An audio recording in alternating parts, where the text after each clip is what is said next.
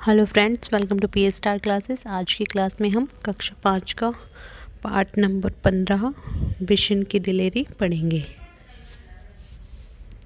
तो स्टार्ट करते हैं अपनी वीडियो को। बिशन की दिलेरी। दिलेरी का मतलब क्या होता है? दिलेरी का मतलब होता है बहादुरी। जो कि बहुत बहादुर होते हैं उन्हें दिलेर बोलते हैं। अब बिशन दिलेर क्यों था? क्योंकि उन्होंने एक पक्षी की जान बचाई थी, इसलिए उसको दिलेर बोला गया। सुबह का समय था। पहाड़ों के पीछे से सूरज झांक रहा था। 10 वर्ष का बिशन घर से बाहर निकल आया। वह रोज़ इसी समय इसी रास्ते से कर्नल दत्ता के फार्म हाउस पर जाता है। कर्नल दत्ता की पत्नी पढ़ाई में उसकी मदद करती है। फार्म से लगे सेबों के बाग में कीटनाशक दवा का छिड़काव हो रहा था। कीटनाशक दवा क्या होती है? जिससे कि जो भी बाग में या फलों में कीड़े लग जाते हैं उनको मारने के लिए दवा छिड़की जाती है। और बहुत तड़के काम शुरू हो जाता था। बिशन पगडंडी से अभी सड़क तक आ ही रहा था कि उसे गोली चलने की आवाज़ सुनाई दी। पगडंडी क्या होती है? जो खेतों के बीच से रास्ता बना होता है, या जो सड़क मतलब पक्की सड़क नहीं होती, कच्चे रास्ते होते, उनको पगडंडी बोलते हैं। ठीक है। तो वो उससे जा ही रहा था तो उसको गोली चलने की आवाज़ सुनाई दी। उसने इधर उधर देखा, कोई भी दिखाई नहीं दिया। वह कुछ ही दूर चला था कि उसे फिर गोली चलने की आवाज़ सुनाई दी। इस बार एक नहीं 2-3 गोलियां एक साथ ही चली थी। गोलियों की आवाज़ से पूरी घाटी गूंज गई। पंछी घबरा गए, आसमान में गोल गोल चक्कर काटने लगे। बिशन सहमकर पेड़ों की आड़ में छिपकर खड़ा हो गया। सहमना क्या होता है? यानी कि डर कर जब हम छिप जाते हैं, कभी सहम जाते हैं किसी चीज़ से एकदम से, तो उसको बोलते हैं सहमना। ठीक है।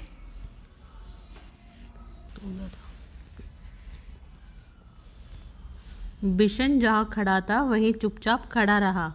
उसे वहाँ से सीढ़ीनुमा खेत और फलों के बाग साफ साफ दिखाई दे रहे थे। खेतों में काम करते हुए किसान भी दिखाई दे रहे थे। फसल तैयार खड़ी थी। सुबह की हल्की धूप में खेत सुनहरे दिखाई दे रहे थे। बिशन अभी सोच ही रहा था कि गोली किसने और क्यों चलाई होगी। तभी एक और गोली की आवाज़ आई। एकाएक बिशन की गोली चलने का कारण समझ में आ गया। जब फसल पक जाती है तब गेहूं के खेतों में दाना चुगने ढेरों तीतर आते हैं। तीतर क्या होता है? तीतर होता है एक पक्षी जिसका शिकारी इस बात को जानते हैं, इसलिए वे सुबह सुबह ही तीतर मारने चले आते हैं। शिकारी क्या होते हैं? शिकारी वो होते हैं जो कि जानवरों का या पक्षियों का शिकार करते हैं। ठीक है। पिछले साल भी शिकारियों ने इसी तरह बहुत से तीतर मारे थे। कुछ तीतर तो वे उठा ले गए, बाकी को वहाँ छोड़ गए। खेतों को काटते समय किसानों को बहुत से मरे और जख्मी तीतर मिले। बिशन ने सोचा, कितना दुख पहुँचाने वाला काम करते हैं ये शिकारी। वह समझ गया कि शिकारी ही तीतरों पर गोलियां चला रहे हैं, इसलिए वह पेड़ों के बीच से निकलकर खेतों के किनारे किनारे चलने लगा। वह चलते चलते सोच रहा था कि इन शिकारियों को सबक सिखाया जाना चाहिए, लेकिन उन्हें कैसे सबक सिखाया जाए, यह उसकी समझ में नहीं आ रहा था। तभी उसके पाँव के पास सरसराहट सी हुई। सरसराहट होती है, हल्की सी आवाज़ होती है। ठीक है। उसने देखा एक घायल तीतर गेहूं की बालियों के बीच फंसा छटपटा रहा है। बिशन वहीं घुटनों के बल बैठ गया। उसने घायल तीतर को पकड़ने के लिए हाथ बढ़ाया, लेकिन घबराया हुआ तीतर छिटककर खेत के और अंदर चला गया। बिशन जानता था कि शिकारी इस तीतर को ढूंढ नहीं पाएंगे और घायल तीतर यहीं तड़प तड़प कर मर जाएगा। उसने स्वेटर उतारा और मौका देखकर तीतर पर डाल दिया। तीतर स्वेटर में फंस गया तो बिशन ने उसे पकड़ लिया। बिशन ने उसे अपने सीने से चिपका लिया और खेत में से निकलकर पहाड़ी की ओर भागने लगा। वह इतना तेज चल रहा था कि मानो लग गए हों।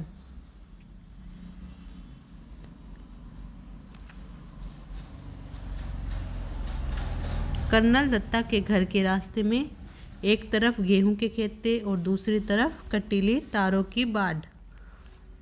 बिशन वैसे तो कटीली तारों की बाढ़ में से होकर निकल सकता था, परंतु इस समय वह दोनों हाथों से तीतर को पकड़े हुआ था। तीतर को संभालना बहुत ज़रूरी था, इसलिए वह खेतों के साथ साथ छिप छिप कर चलने लगा ताकि शिकारी उसे देख न ले, क्योंकि अगर शिकारी उसको देख लेते तो वो उस तीतर को उससे छीन लेते। वह कुछ ही दूर गया था कि पीछे से भारी सी आवाज़ आई, लड़के रुक जा, नहीं तो मैं गोली मार दूंगा। लेकिन बिशन नहीं रुका, वह चुपचाप चलता रहा। रुकता है या नहीं, यह किसने बोला? ये क्वेश्चन है, देखो यहाँ पे क्वेश्चन मार्क लगा हुआ है। रुकता है या नहीं, ये शिकारी ने उसको बोला होगा। उस आदमी ने दोबारा चिल्लाकर कहा। तब तक बिशन कटीले तारों के पास आ गया था। उसका दिल तेजी से धड़कने लगा। आगे बढ़ना मुश्किल लग रहा था, लेकिन फिर भी वह रुका नहीं और ना ही उसने कोई जवाब दिया।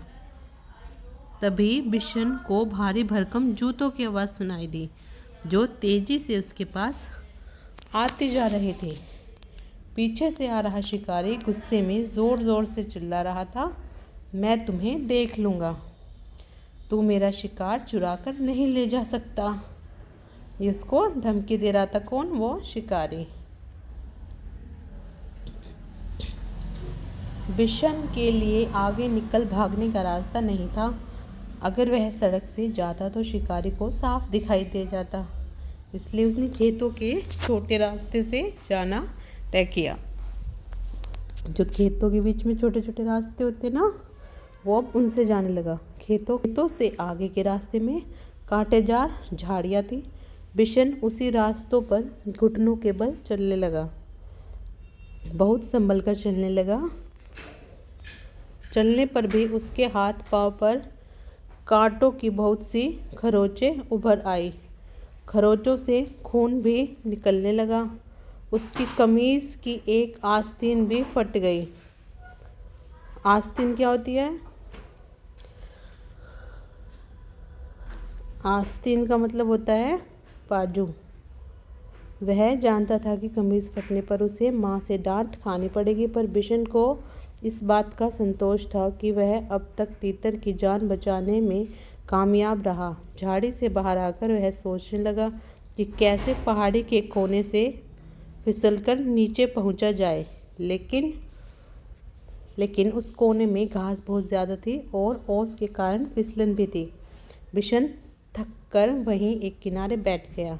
अभी वह बैठा ही था कि उसे पाँव की आहट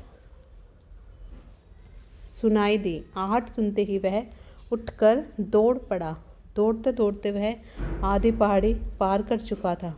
उसके कपड़े पसीने से तरबतर हो गए, फिर भी वह रुका नहीं और किसी तरह कर्नल दत्ता के फार्म हाउस के पिछवाड़े पहुंच गया। पिछवाड़े मतलब पीछे की तरफ। पिछवाड़े दरवाज़ा खुला था। उसने ताड़ के पेड़ का सहारा लिया और फार्म हाउस के अंदर पहुंच गया। तीतर को वह बड़ी सावधानी के साथ अपने सीने से लगाए हुआ था। फार्म हाउस में खामोशी थी। बस रसोई घर से प्रवेश कुकर की सीटी की आवाज़ आ रही थी।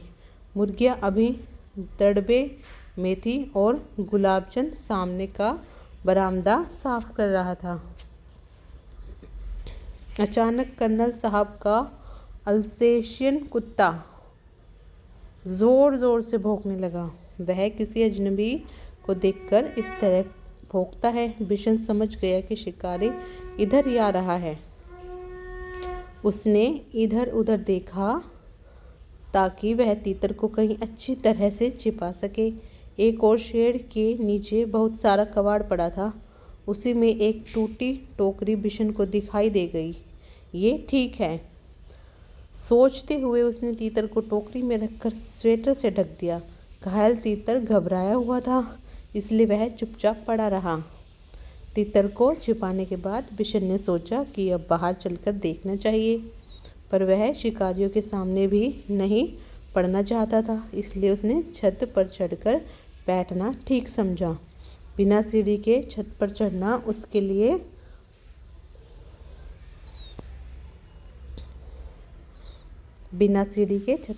उसके लिए बहुत आसान काम था। वह अक्सर शेड की ढलवा छत के सहारे ऊपर चढ़ जाता था। ढलवा छत कैसी होती है? ऐसे तिरछी जो छत बनी होती है उनको ढलवा छत कहते हैं। बिशन लकड़ी के खंभे पर बंदर की तरह छलांग लगाकर लटक गया और ऊपर की ओर खिसकते खिसकते छत पर पहुंचा। खपरेल की ढलावार छत थी, इसलिए वह चिमनी के पीछे चिपककर बैठ गया ताकि वह किसी और को दिखाई ना दे, लेकिन वह स्वयं कुछ देख सके। उसने देखा कि दो शिकारी इधर ही चले आ रहे हैं और उनको देखकर कर्नल साहब का अल्सेशियन कुत्ता जोर जोर से भौंक रहा है। कर्नल ने कुत्ते को डांटा, चुप रहो, पर वह न माना। पिछले दोनों पाँवों पर खड़े होकर वह उछल उछल कर भौंकने लगा। ये दोनों शिकारी करीब आ गए तो कर्नल ने रौबदार आवाज़ में पूछा, रौबदार यानी तेज़ आवाज़ में, ठीक है, कौन हो तुम, यानी कि कौन हो तुम, यहाँ किस लिए आए हो? साहब, हम शिकारी हैं, हर साल यहाँ शिकार के लिए आते हैं। अच्छा, तो तुम्ही लोगों की गोलियों की आवाज़ें गूंज रही थी सुबह से। जी हाँ, हमारे पास लाइसेंस वाली बंदूकें हैं। सरपंच माधो सिंह भी हमें जानता है। ये किसने बोला? ये शिकारियों ने बोला। तो तुम हर साल तीतरों का शिकार करते हो? कर्नल ने मजाक सा उड़ाते हुए उनसे ये कहा कि क्या तुम हर साल तीतरों का शिकार करते हो? जी हाँ, इसने बोला, ये शिकारी ने बोला, जी हाँ, तीतर भी मार लेते हैं कभी कभी। अभी अभी एक लड़का हमारे शिकार तीतर को लेकर आपके यहाँ आ छिपा है, हम उसे ही ढूंढ रहे हैं। अच्छा, तुम तो इतने सारे तीतर मारते हो, उनका क्या करते हो? कर्नल साहब ने पूछा कि तुम तीतरों का क्या करते हो उनको मार के? सीधी सी बात है साहब, खाते हैं, दूसरे शिकारी ने जवाब दिया। फिर कुछ रुक कर बोला, अब तो उस लड़के को ढूंढवा दीजिए साहब, वह इधर ही कहीं छुप गया है। कर्नल दत्ता ने उनकी बात पर कोई ध्यान नहीं दिया और गुस्से से कहा, कैसे हो तुम लोग? हर साल आकर इतने तीतर मार डालते हो, घायल कर यहाँ तड़प तड़प कर मरने के लिए छोड़ जाते हो। तब फसल कटती है, तब ढेरों मरे हुए तीतर मिलते हैं। कर्नल दत्ता की बात सुनकर वो दोनों कुछ घबरा गए। उन्हें उम्मीद नहीं थी कि कर्नल इस तरह उन्हें डांट देंगे। कर्नल दत्ता ने उन्हें इतना ही कहकर कहीं छोड़ा। आगे बोले, पक्षियों को मारने और उससे ज़्यादा उन्हें घायल करके छोड़ जाने में तो कोई बहादुरी नहीं है।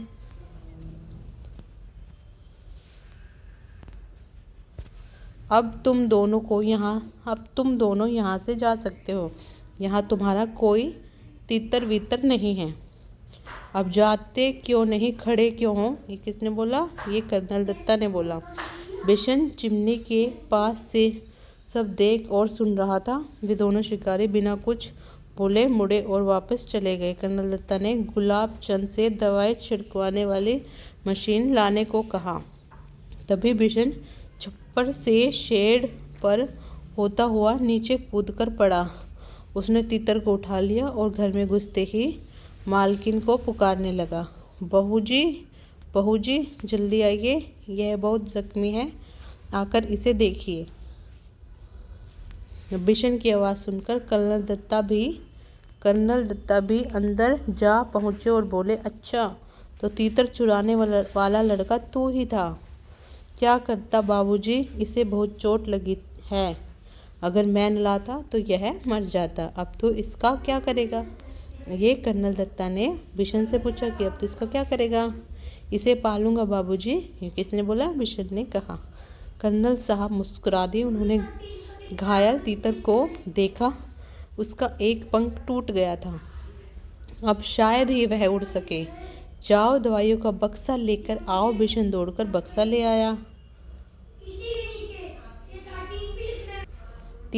कर्नल दत्ता ने तीतर के पैरों का जख्म साफ किया, फिर दवाई लगा दी, पंख को फैलाकर टेप लगा दिया ताकि वह ज़्यादा हिले डुले नहीं। फिर उन्होंने बिशन से कहा, बिशन अगर तुम इसे गेंदे के पत्तों का रस दिन में 2-3 बार पिलाओगे तो यह जल्दी ठीक हो जाएगा। तो बहूजी कटोरी में दलिया ले आई और तीतर को दलिया खिलाते हुए बोली, इसे रोज़ दलिया भी खिलाकर। बिशन तीतर को दलिया बहुत पसंद होता है। तब यह बिशन के पीछे पीछे ही घूमता रहेगा। कर्नल ने हंसते हुए कहा, अच्छा बिशन, तुम जानते हो तीतर कैसे बोलता है। बहूजी ने पूछा। बिशन ने अपने हाथों को मुंह पर रखकर तीतर की आवाज़ निकाली, quack quack quack. Colonel Datta ठहाका मारकर हंस पड़े। बहूजी भी मुंह पर पल्लू रखकर हंसने लगी। बिशन भी हंसता हुआ हिरन की तरह छलांगे लगाता तीतर के साथ वहां से अपने घर भाग चला। और यह किसने लिखा है, यह लिखा है यह पाठ प्रतिभा नाथ ने। ठीक है, तो इस पाठ से हमें क्या सीख मिलती है कि हमें शिकार नहीं करना चाहिए। अगर कोई पक्षी या जानवर घायल हो जाता है तो हमें उसकी मदद करनी चाहिए। ठीक है, आज की वीडियो में इतना ही। मिलते हैं नेक्स्ट क्लास में इसके दूसरे पार्ट के साथ, यानी इसके क्वेश्चन आंसर के साथ। तब तक के लिए goodbye and take care.